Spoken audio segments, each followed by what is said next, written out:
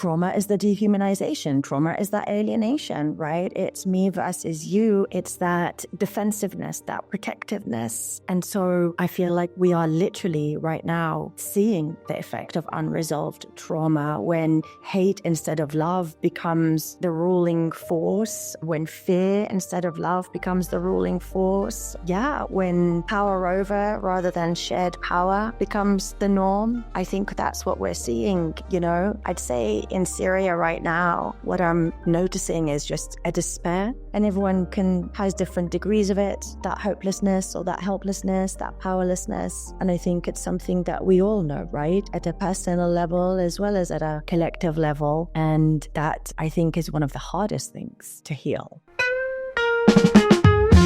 Welcome to the Radical Responsibility Podcast. I'm Dr. Fleet Mall, and I'm excited to guide you on a journey of authentic transformation. In each episode, I'll bring you insights from leading experts to explore trauma recovery, mindfulness practices, positive psychology, and innovative breakthroughs in health, wellness, and life optimization. This is a space for real conversations that inspire meaningful change, helping you find alignment with the person you were always meant to be. Let's get started.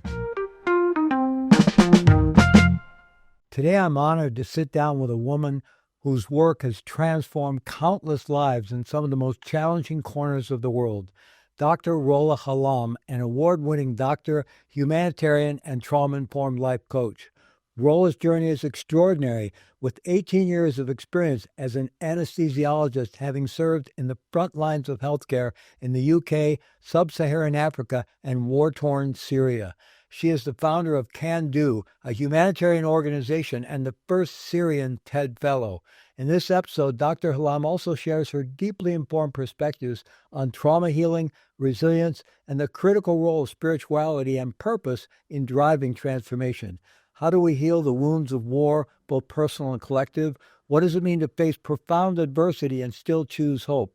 This conversation offers answers that could change how you see yourself, others, and the world. Let's get started. So I want to jump right in. This work that you do with frontline health workers and your initiative to establish hospitals in Syria, you've really witnessed firsthand the deep scars of collective trauma, ancestral trauma, and of course, individual trauma. I wonder if you could describe how these experiences really shape community and what patterns you've observed that either hinder or foster post-traumatic growth. Thank you. So my involvement in war zones really came completely involuntarily when my home country of Syria went from having a peaceful revolution where the people were asking for freedom and dignity, and that was met with a violent crush by the regime. And we went into a violent war on civilians that continues to this day today. And, in that process, I lost over 30 members of my extended family. And, the war continues now 13 years later. And so if you can imagine, there hasn't been a single person in Syria, if we're using that context, which is the one that I know intimately, who hasn't been affected. So we're now talking about, 11 million people directly and just so many millions of people more than that. And so it's affected us at every single level, at the personal level. It affected me professionally. It's affected all of us at a family level, at a community level, at the whole, you know what I mean? Like at the regional level, of course. Same what's happening in Gaza now and the genocide there. That doesn't affect just there, right? It's affecting the whole region and the whole world. And so I think that's the first thing we need to appreciate, is that it may seem to some people like war is over there, is not affecting me, but that's just perhaps at best a blind way of realizing, and maybe just denialist way of keeping it over there. But war affects us across the world, even when it's not from our own countries.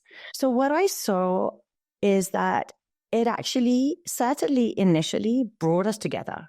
When you rally together in support of each other, or any kind of emergency really brings a community together. We, Syrians have survived because of the help that Syrians have given themselves and each other.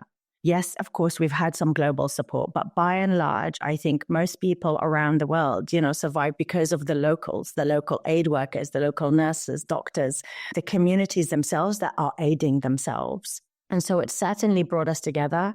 The problem is we are not in the post-traumatic bit yet. there is no post yet. The war continues. The violence continues. Now we have, poverty on top of it. And we now have, rising everything, illness, disease, etc. And so this is the first problem we have, is that how do you heal your traumas when it is not yet post? And this is often the issue I face with a lot of my community, where they're like, we're getting wounded over and over again. Every single day, there's a humiliation, a degradation, an alienation, right? So how do we heal when it's still going on? But just to wrap that one up, I think that oftentimes, and maybe we can riff on it a little bit more later on, what I have found helps is a mindful intention to heal. Healing does not happen just by the passage of time.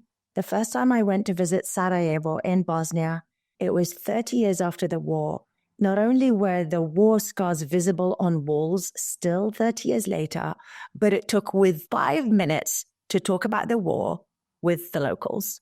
5 minutes, and one of them would bring it up. That's how close to the surface it still is 30 years later. And so to heal, we have to have the intention of healing.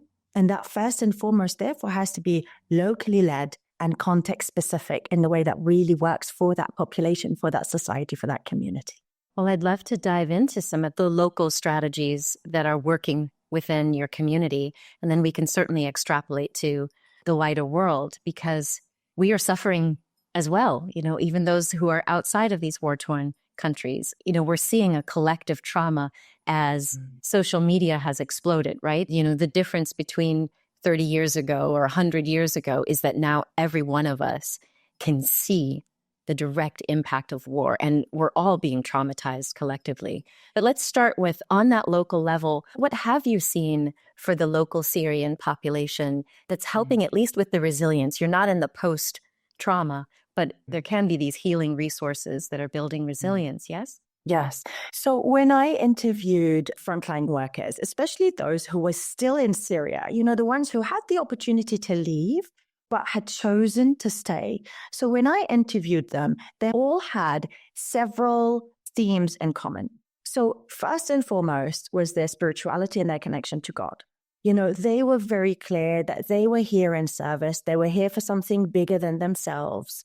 And it was their faith and turning to that faith again and again. That was a great source of solace and a great source of strength, a great source of support in everything that they were doing. So that was a really beautiful, eye-opening realization.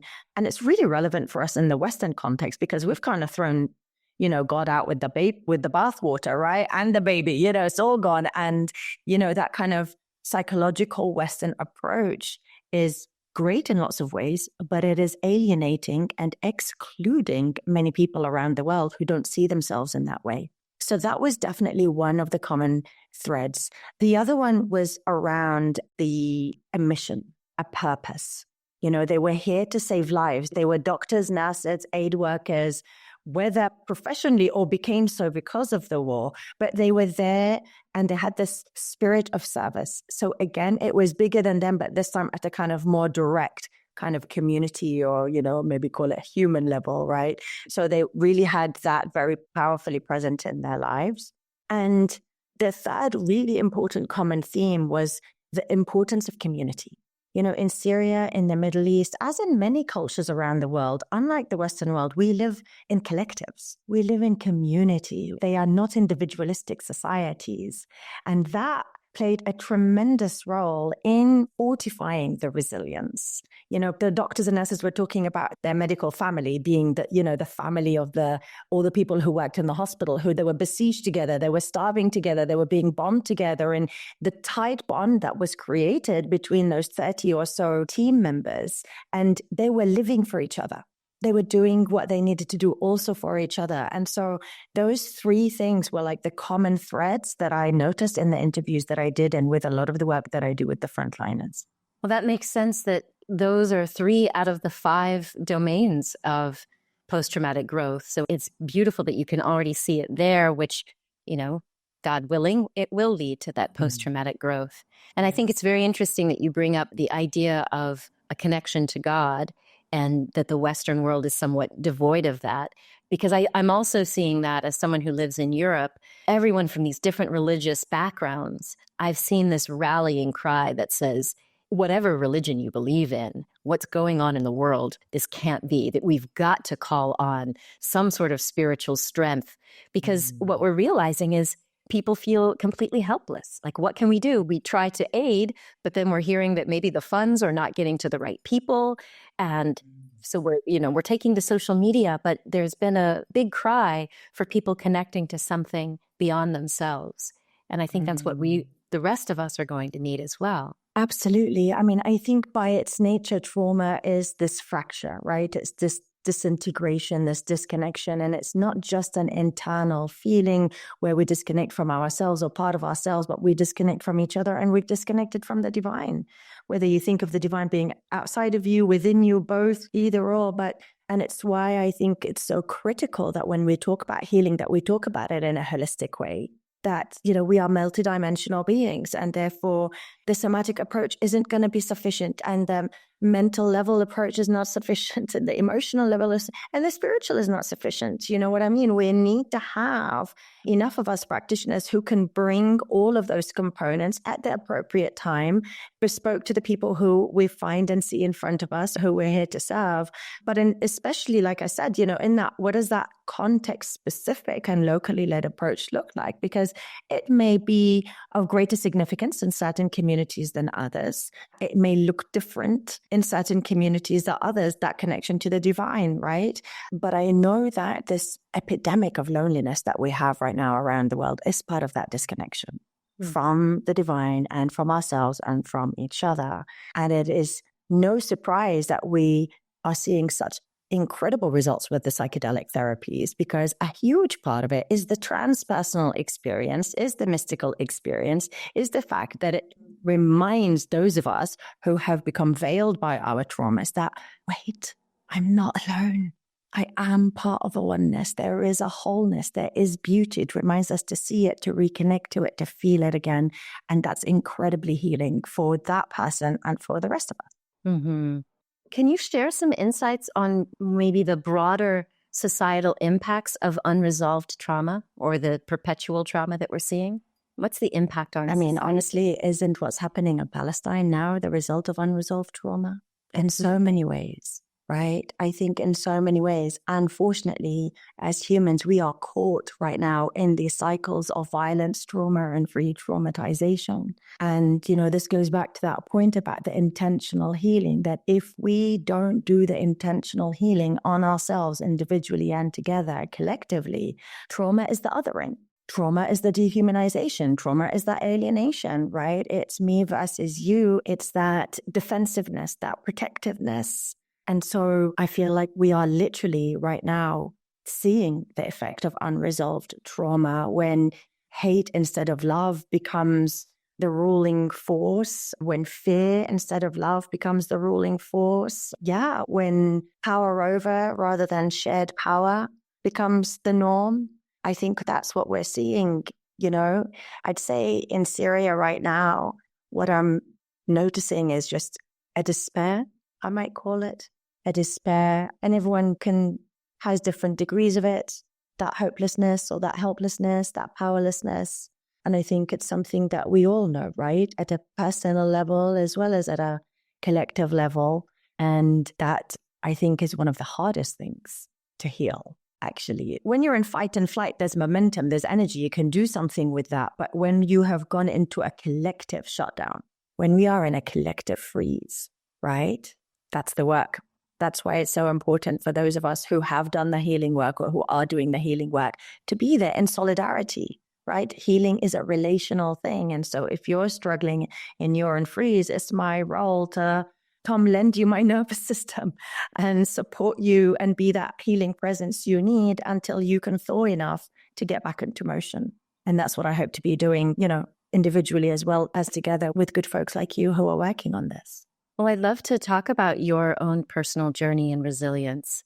I know that it's probably evolved throughout your own healing journey. Can you share what resilience means to you now? And also a little bit about your own valley of darkness. How did you navigate through that? It has evolved so much. So I would say that I've been called many things, but, strong and resilient have often been there.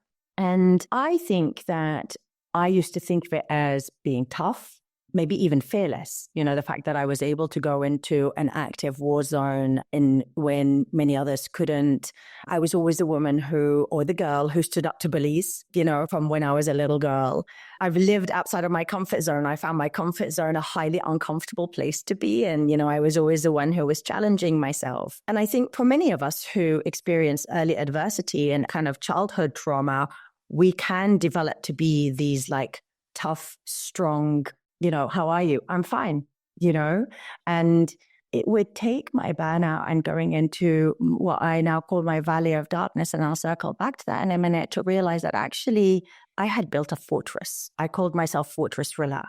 And that meant that, I was powerful and strong, but that meant that I was not willing and able to show you my vulnerability. There was an absolute vulnerability aversion. There was not even a connection to my own needs or to my own emotions. Such was the distance, if you like, the disconnection that fortress had created within me between those wounds and between that pain, and therefore with others. And so the more that I started to realize about this fortress, the more I realized, wow, like I've forever been my own best friend. This sort of like self-reliant, but kind of almost pathologically so, right? And I think this disconnection from myself, this fortress, meant that I drove myself relentlessly. And I don't want to demonize that, because I've done some incredible things, right? I've done some amazing things. And for many of us here who might be hearing themselves in what I'm saying, I am in no way shaming us or judging us, because we are survivors. And survivors learn to fortify themselves, and they build their own way, their own fortress for a reason. We needed it to survive. But it would take the wheels falling off into a huge, huge burnout to realize that trauma had taken up home in every cell of my body, and that I needed to go on an enormous healing journey to retrieve this exiled and deeply buried parts of myself and essentially destroy my fortress, brick by painful brick. And so now my impression of resilience is extremely different, because now I'll give you a really stupid example. I just stubbed my ankle on the way here, right? Before, I would have rubbed it, stiff upper lipped it, and just carried on I'm not going to cry. I'm a big girl, Now I'm able to ow, that really hurt. I was able to sit and be with the emotion, feel it, give myself a moment. In fact, it was a couple of moments. My husband came, my daughter came. I accepted the support and the love. Instead of no, I don't need it. I'm strong. I was able to accept it, give myself a moment. Okay, it's passed. That for me now feels like resilience. So I really started to feel like it is much more, it's not that I'm disconnected from what's happening around me, but it's more like I'm surfing. I'm just a better surfer now. I'm going to go up, but I'm going to go down, and I'm going to get totaled, and I'm going to get wiped out, but actually with presence, with feeling. Yeah. I can relate so much to what you've shared, being that warrior, burying myself in projects and to-dos and not staying tuned into what my body and my soul needed. And for me, it was burnout that led me on my deepest resilience journey, which I'm grateful for now. But I've seen that with so many of us as doctors and therapists and counselors. It's a very common journey. And so I wonder, how do you work with frontline workers? Because I don't know, maybe it's different, but I know that a lot of us who became helpers, we have that tendency to work hard to the point of burnout, or to put up these walls so that we can do our jobs without just crumbling. How do you adapt your approach when you're working with frontline workers in these high stress, high risk areas where they may not give themselves permission to take breaks or nurture themselves? Absolutely. Well, that archetype of the wounded healer and the wounded warrior, I think a lot of us get called That's what I'm realizing in retrospect. Although I had definitely had the calling all along, I think that for so many of us, we develop that savior, caregiver, whatever you want to call it, whatever words and language you want to use it. But there was certainly this idea that I'm going to save you and I'm going to save the world, right? And so, that underpins so much of what drives many of us who are every day facing indifference and injustice and illness in own ways, right? And, one of my hugest lessons was just so beautifully summarized by the words of the Sufi mystic and poet Rumi. This is where he talks about, yesterday I was clever, so I tried to change the world. Today I am wise, so I'm changing myself. And that was really the hugest realization, or one of the hugest realizations I had as I was coming out of my valley of darkness. I feel like it was one of my biggest post-traumatic growth areas where I realized, wait, I have been out there in the world with my cape on, busy like, going into the world, trying to save it and sacrificing myself in the meanwhile. Ignoring my needs, ignoring my wants, and ignoring my own wounds. So I think what I have found super helpful with Our Like is, first of all, the fact that I've been on the journey. I have walked the walk. I'm not just talking the talk. I'm not just regurgitating from a book. It's not that I've got the training. I haven't just got, you know what I mean? Like I've been there. I've done that. And I talk about it a lot because I think we need to de-shame burnout. We need to de-shame the fact that we are actually human beings, with needs who need to prioritize themselves. So I think I found that very helpful with our colleagues in that way, because they can see that I'm there having lived it from places of experience. And I think that the greatest gift that this valley of darkness and my own extremely painful experience and at times difficult journey has been is that it has actually taught me what compassion truly is. In the way that ridiculously, as a doctor, even though, we are these caregivers and you would think that months of training on compassion, we don't, right? We're not actually practicing compassion. And it's why we've got the misnomer of compassion fatigue, because we don't actually know what compassion really is. And so when I finally developed my own self-compassion, when I finally developed that practice, that I have found the most transformative with all my clients, doctors or not. When you have been able to sit in the darkness with yourself, with love, that means you can sit in the darkness with someone else. And I think that's all that any of us actually really need to thaw ourselves and to start self-healing, because we were made to heal. We have that innate wisdom. We have that innate ability. It's like we just need that relational field, that field of love that says, it's okay. You've got this. We can do this. And ideally without any of the words. Yeah, I can definitely attest to the power of compassion, self-compassion, because I too, early in my healing journey, I was really struggling. And I remember someone saying, you need to give yourself a break. Why don't you do this compassion meditation? And I remember listening to it going, can I give myself a break? Like, it's been a part of my identity to always go and always get back up. And I remember as I started to recite the phrases of the compassion meditation, I had tears streaming down my face, because it was the first time I'd ever directed that loving kindness toward myself. And now I help people create exactly what you're talking about, that relational field that gives us permission to turn on that innate vitality code that can bring back the sense of vitality and resilience. But it's a definite shift in many of our thinking. Yes.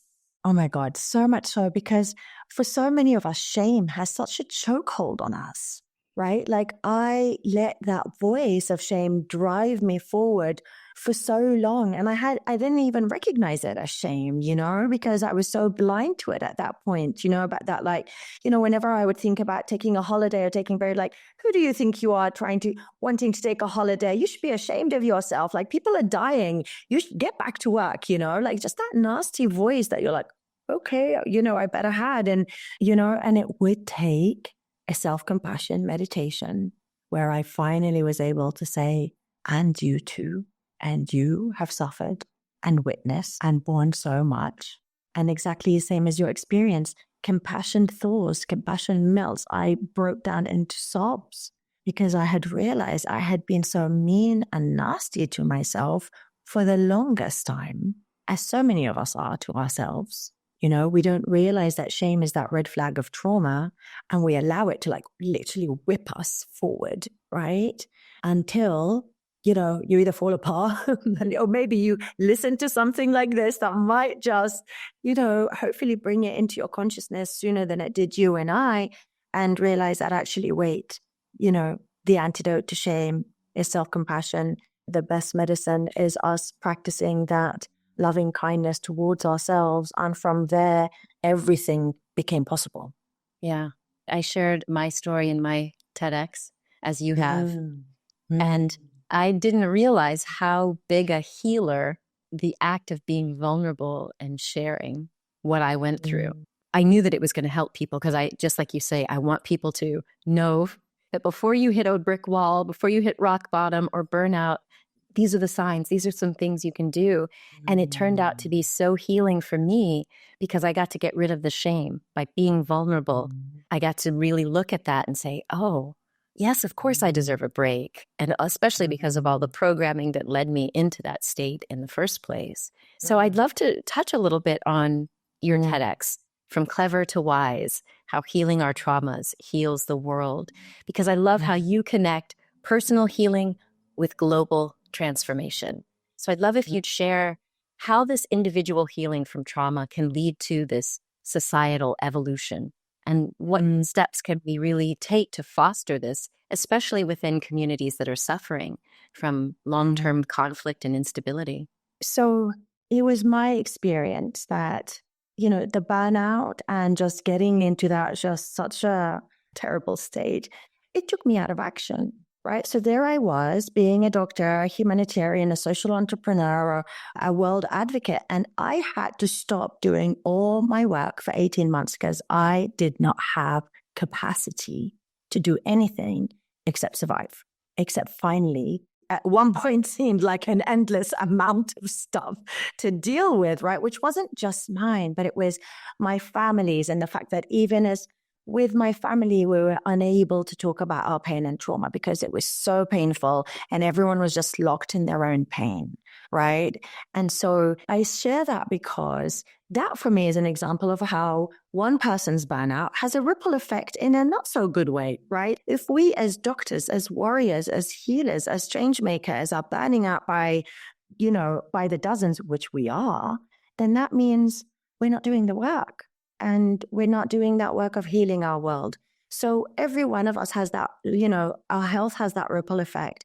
But what was really beautiful was that, I'd come out of my valley of darkness and, I was sort of feeling like ready to be back in the world. And, as always happen, you get a test pretty soon after, right? Like test your resilience, test your strength. Like, yeah, you think you're okay? Like, let's see, And so shortly after that, there was an enormous earthquake in Turkey and Syria that killed, over 50,000 people, and it was so fascinating to notice myself. My immediate thought was, I need to buy a flight ticket and I need to go there and I really need to roll up my sleeve, right? Like my savior pattern was like immediately lit up in my mind. And I wanted to I wanted my cape and I wanted to kind of, launch myself.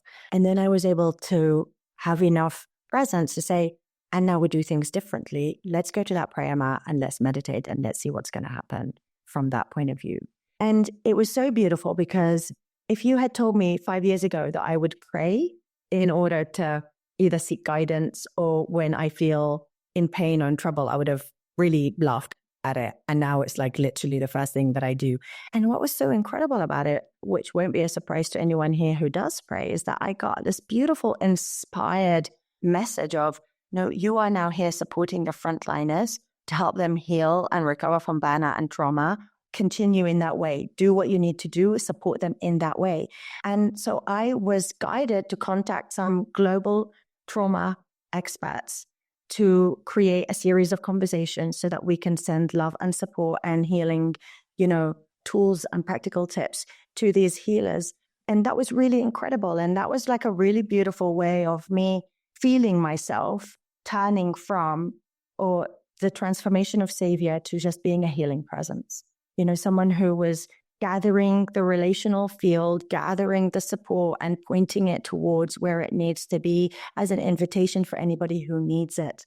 And it just became so clear to me that, as whether you're a healer, warrior, wherever you are, we cannot heal the world if we are deeply wounded.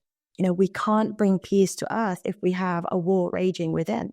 We cannot possibly reimagine and restructure systems of prejudice and oppression if we despise ourselves. It just became so clear to me that we needed to do that healing work, right? We needed to turn from clever to wise. We needed to realize the change was here.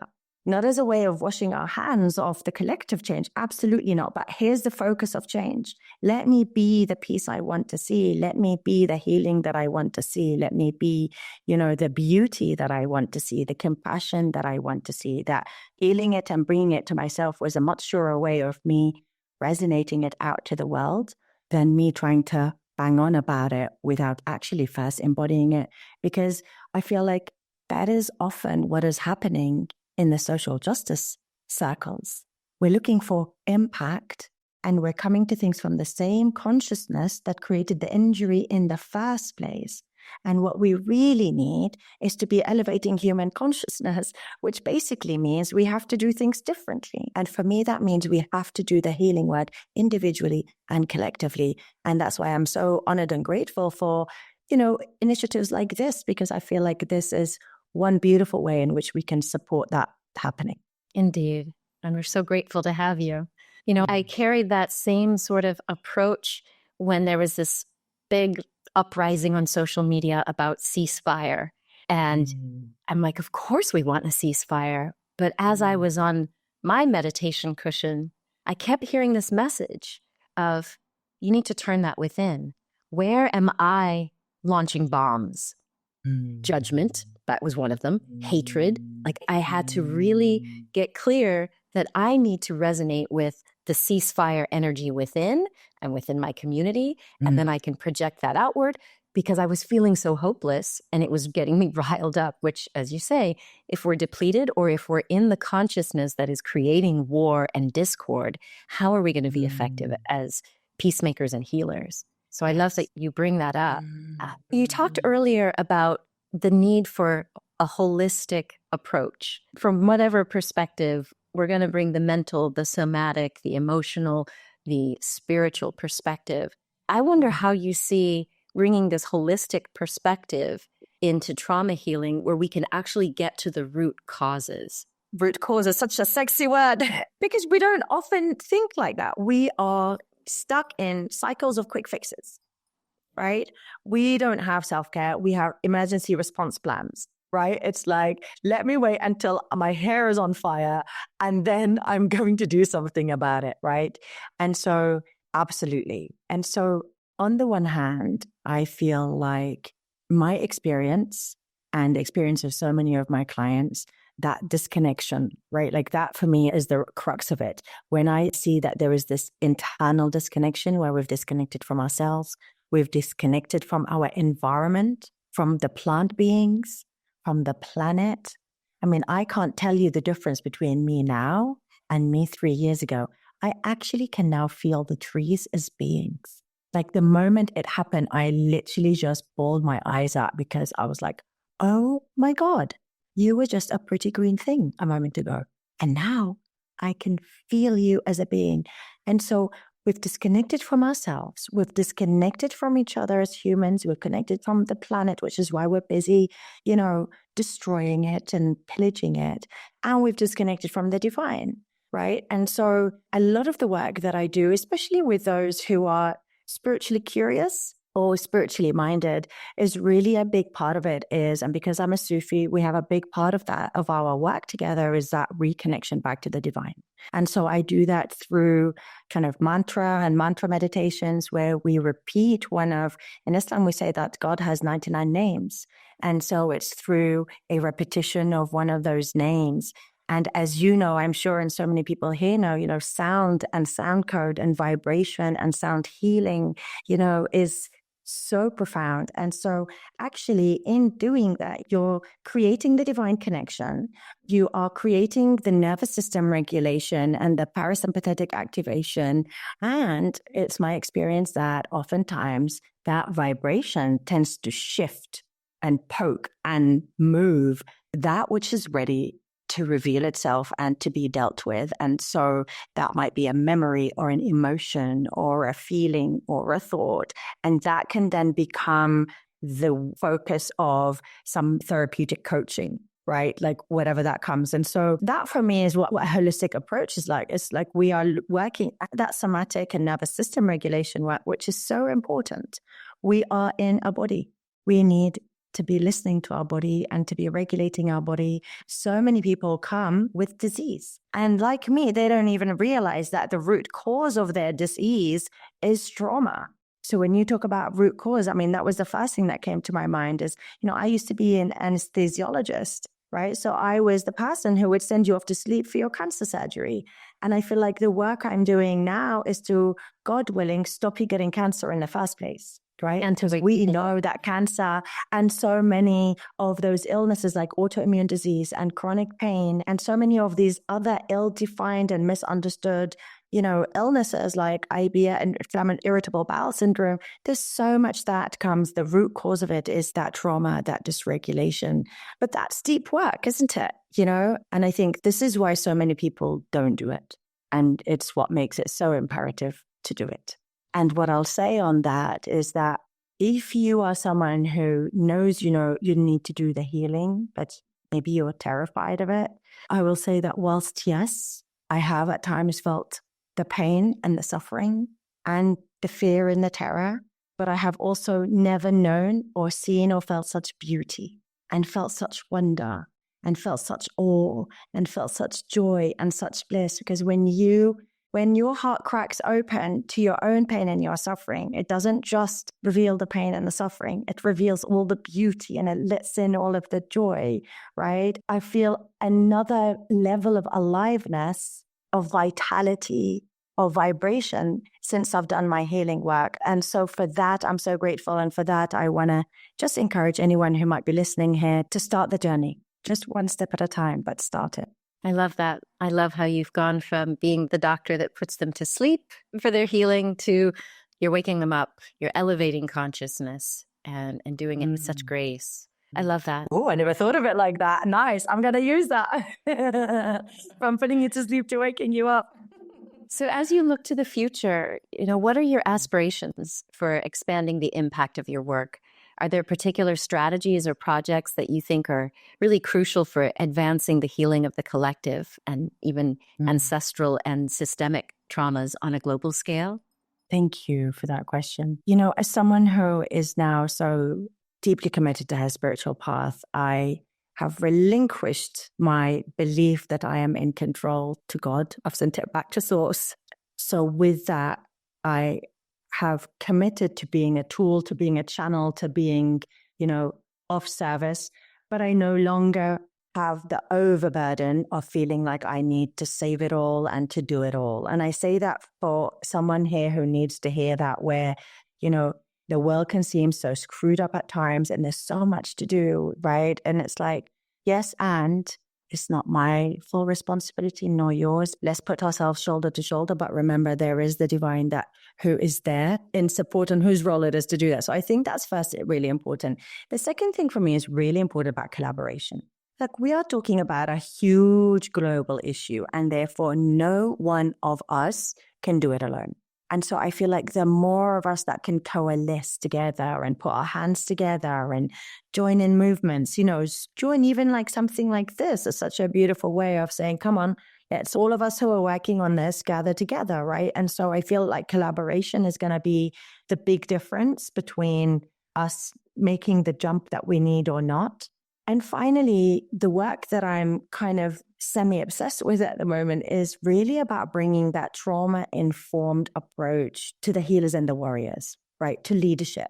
We need to have a much better understanding of what trauma is, how to recognize it, how to bring it into the workspace, into policies, so that we're able to recognize it, to address it, to create the transformation that we need. And so I really feel that the healing and the education go together hand in hand. And so I really look forward to working I've been doing a little bit of that with the Pocket Project, but certainly want to do that and expand that to the Middle East. What does trauma-informed leadership in the Middle East look like? How do we contextualize that in a way that feels appropriate to our context in all the ways, and bring it especially to those who I think of as the catalysts, right? The health workers, those in position of leadership, so that we might start to really propagate that work, create pockets and ambassadors and, those different beacons of light around the world, so that we're, rippling it out. So those are three of the ways in which I'm hoping and praying to resonate deeper and wider. Well, I think you're already off to a wonderful start. And this conversation has really illuminated many little ideas and even just shifts in consciousness that can support folks. But I wonder if you would kindly offer a practical strategy or maybe a daily practice that our listeners can adopt immediately to help them process or even integrate their traumatic experiences in a way that fosters this ongoing collective growth. I think that I want to say that remember to just love yourself better. We said it before, and we're going to just keep saying it until everybody is not just saying it, but feeling it and doing it. Like, the medicine is compassion. And that is the compassion that we can feel as a feeling, but it's also a being and connecting to that being. But the answer is compassion, and developing that self-compassion is literally going to catalyze, accelerate whatever other tools you use. For me, it's almost like the fertilizer you're going to put in your garden.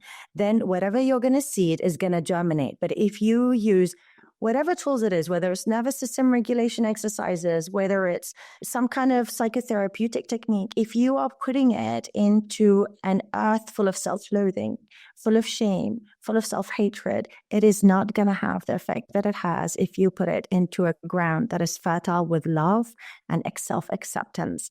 And so for me, it's in the tiny acts of befriending yourself.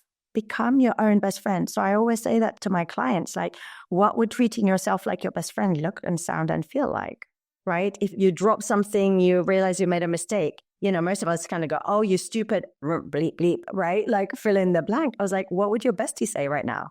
Oh, she would say that I'm doing my best and I'm so busy and maybe I need to do less and I'm just so, right? So become your own best friend. Like, bring yourself that loving kindness. And remember that sometimes, /often, you might need someone else to hold that loving space for you until you're able to hold it for yourself. So no, you're not alone. So many of us who are traumatized just feel so isolated, so separate, so alone, so locked up in our pain. And please know that it is not true. It's just the illusion of trauma. It's the sound of trauma. So if you cannot bring that self-love to yourself, find a loving self that can hold that space of transformation for you until you slowly but surely start to embody that self-love. But it can absolutely start with those small acts of being your own best friend. Well said. Thank you again for being here with us. For those who would like to follow your work or see what you're up to in the world, where can they get more information? Yes, if I can be of any service to anybody, then call me. No, so I'm going to share a couple of things. I think for some of us, it's so really hard to know whether we are in a state of nervous system dysregulation or whether we really are potentially suffering with some unresolved trauma. So I'm going to be sharing a small assessment or kind of quiz that you can do that might support you and guide you. And just doing a bit of an assessment that can pinpoint it to what you might be able to work for or work on. And actually later on this year, I'm going to be launching a healing trauma course for frontline workers and emergency responders that will, of course, be eligible for anybody who is traumatized, but especially for those on the front lines, because there's so much moral injury in that segment. And so that's going to be coming out later. And also I'm relaunching, I call it a 9-month rebirthing journey for the wise warriors, those who are ready to go on their journey from clever to wise and really embody their wisest warriors. And so you can find all of that on my website. So Dr. Rola Hallam, I'll share it in the notes. But if I could be of any service to anybody, drop me a note and it'll be my honor to connect with you. Wonderful. Well, we'll put that in with this video, drrolahallam.com. Thank you. Thank you again. Sending you many blessings and continued success in your work. Thank you so much. It's been my honor. So there you have it, my friends. I hope that you've enjoyed today's session. We'll see you on the next one. Thank you for joining me on the Radical Responsibility Podcast. Remember, real change happens when we commit to our growth, face our challenges with compassion, and stay open to transformation. If you found this episode helpful, I encourage you to subscribe and help us spread the message of healing and personal empowerment. Stay grounded, stay present, and stay true to you. Take care.